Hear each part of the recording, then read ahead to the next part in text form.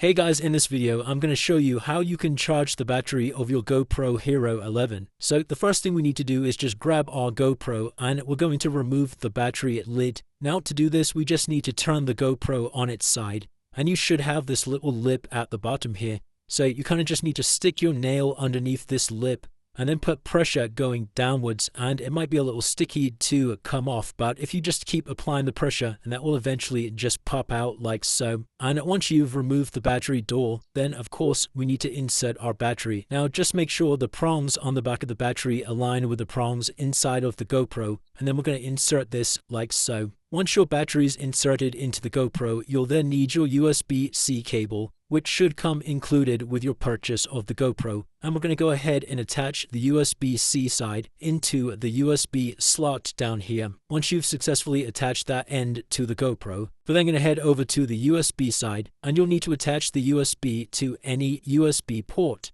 Now you can use something as simple as your laptop to charge this, or alternatively you could use any power outlet. As long as it accepts USB sticks, you should be fine to charge this. And once your GoPro is plugged in, I'm just going to demonstrate this on my laptop.